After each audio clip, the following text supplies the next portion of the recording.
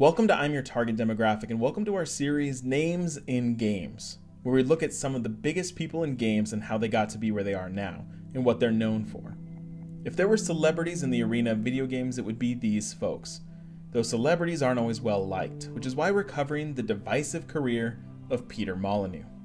His career in games began in 1982 in Britain. He was running a struggling business and trying to create a text-based game off of this struggle, called The Entrepreneur.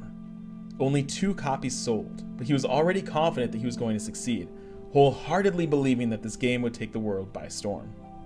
And I was so convinced this game was to be a success. There was no publishers in those days. I published it myself, took an advert out in a magazine. Nobody bought it. No one bought it. 2 copies were sold, both of which I suspect my mother bought. And, you know, that could have been the end of my career in the computer games industry. It was a rough go, but eventually he hit gold with what's often considered the first quote-unquote God game, Populous. You must lead your followers by directing and manipulating them, as well as manipulating the land itself. These trends will show up in quite a few of Molyneux's games. Populous went on to sell over 4 million copies and is considered a classic. His next big game was with the same publisher, Bullfrog Productions, and was called Dungeon Keeper, where the player built and managed a dungeon, where they must play as the evil boss who defends the dungeon against invading heroes. Bullfrog was sold to the gigantic publisher Electronic Arts, and Molyneux didn't like this new micromanagement and massive amount of meetings, so he left Bullfrog immediately following the release of Dungeon Keeper to start his own company, Lionhead Studios.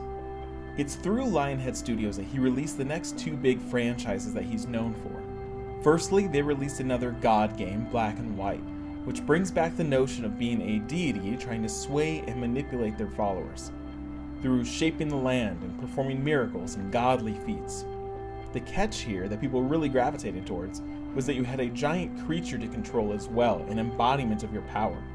There were 3 Black and White games released by Lionhead Studios. After the success of Black and White, Molyneux released the game Fable, which was quote-unquote revolutionary for shaping the world around your moral choices in the game. If you're doing good deeds, you'll appear angelic, as opposed to doing evil deeds and growing demonic horns. When people discuss morality in games, they still reference the way that Fable incorporated these choices. And I also believe if we continue giving people the ability to play around with what is morally right and morally wrong in a safe environment, but together, amazing results can come about.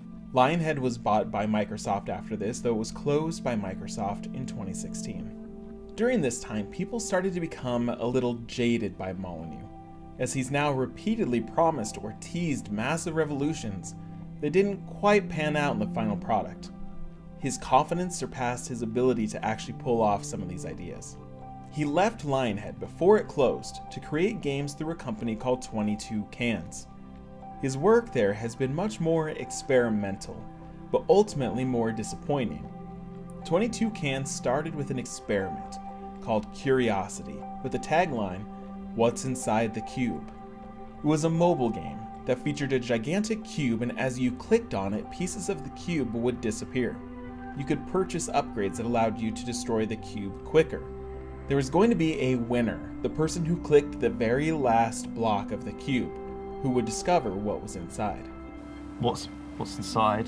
What's in the box? What's in the box? What's in the box? I mean, I just dropped that on you. That's the big one. Yeah, it is the big one. And the thing I've said is it's amazing, it is amazing, and it's life-changing. And whoever's going to find it, it will change their life. Now here's where things get dicey. Someone won. A 17-year-old in Scotland named Brian Henderson. He alone got to see a video proclaiming what he'd won, which has since been published online. Welcome to the end of curiosity. You, the person who had reached the center, will be the god of all people that are playing Godus. Brian was going to become a quote-unquote god of gods, as Curiosity was just a precursor to Molyneux's next big game, Godus. Henderson was said to be able to write the rules and really be a god in that game world, as well as getting a portion of the game's profits. Things don't quite turn out that way. Godus releases to mediocre reviews. Brian doesn't hear anything, aside from a few meetings where he gets to play Godus first. Then slowly, 22 Cans becomes distant and unresponsive. It turns out that the multiplayer component that would have supported this God of Gods idea didn't quite work, and as of now, almost 5 years later, that multiplayer component never launched. This means Brian never got a thing, and never got a penny of what he was promised from Molyneux. In 2015, Brian was interviewed by Eurogamer, and when he asked how he feels, he said, quote, "I don't care. Really, like, whatever." Doesn't sound like a life-changing experience after all. Like I said, Peter Molyneux's reputation is divisive. His early games were groundbreaking, and the genre of God game is because of him. His morality model in Fable is still influencing games. Yet he also has a history of overpromising and under-delivering. It's hard to believe he's intentionally misleading people, but the evidence is stacking up that something is wrong. Some people call him a legend, others a con man. Thank you for watching this episode of Names and Games, and let me know what other legends in the industry you'd like to see us discuss. We'll see you next time. Hey there, thanks for watching our video. We have hundreds of other videos just like this. So check out some recommended ones right over here based on what this video is about. Make sure you subscribe because we've got tons of stuff and I would really appreciate it. So check those out and thanks for watching.